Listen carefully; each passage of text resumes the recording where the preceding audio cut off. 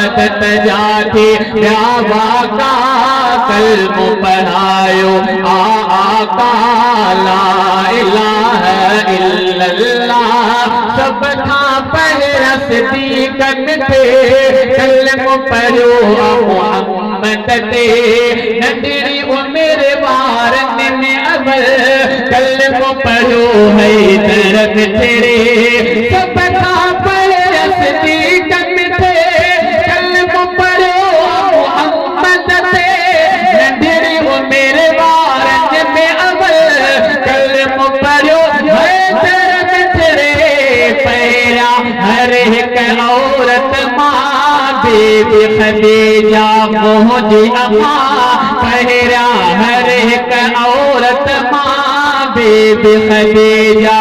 मुझे अम्मा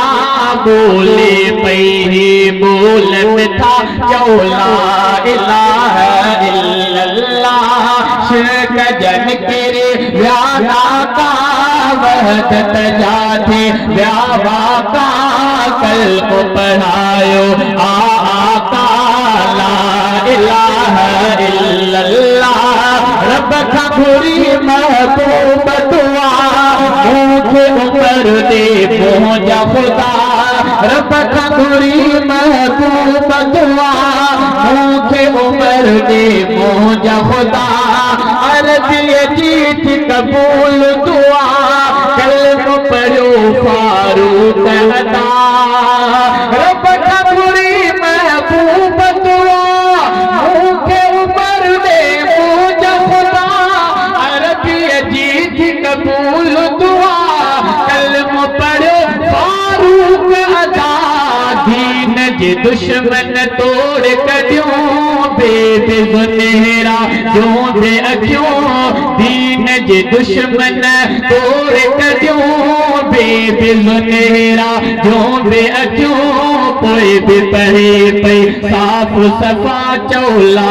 इलाहा इल्लल्लाह शिरक जन केरे व्यादा का वहदत जाते व्यावा का कल्म पढ़ायो आका ला इलाहा इल्लल्लाह प्यार सा पत्थरन कल्म पढ़ो शजरन आहे सलाम कयो आहे सुञा तो हर यदी मीर मोहम्मद आहे सचो प्यार सा पत्थरन कल्म पढ़ो शजरन आहे सलाम कयो आहे सुञा तो हर यदी मीर मोहम्मद आहे सचो उठ भी आय से दाह खणी मालिक जी आसक्ति खणी उठ भी आय से दाह खणी मालिक जी आसक्ति खणी झर झग थी आवाज वया चौला इलाहा इल्लल्लाह शिरक जन केरे व्यादा का वहदत जाते व्यावा का कल्म पढ़ायो आका ला इलाहा इल्लल्लाह तांडन पे अफ़े बुसतो दीन के तब मजबूत वतो वारियते अबिलाल सुतो इश्क ने पोए बेरहो पोतो तांडन पे अफ़े बुसतो दीन के तब मजबूत वतो वारियते अबिलाल सुतो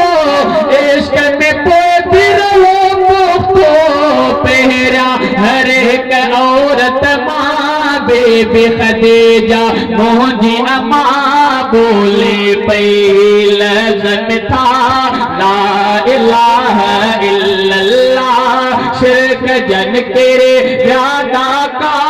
वहदत जाते व्यावा का कल्म पढ़ायो आका ला इलाहा इल्लल्लाह सुनो वठायो जिन दुआ उन ले जोड़ो रब जगुआ शहजादा दो ज़फ़ खां बचो कलमे वारन जो दुआ सुनो वठायो जिन दुआ उन ले जोड़ो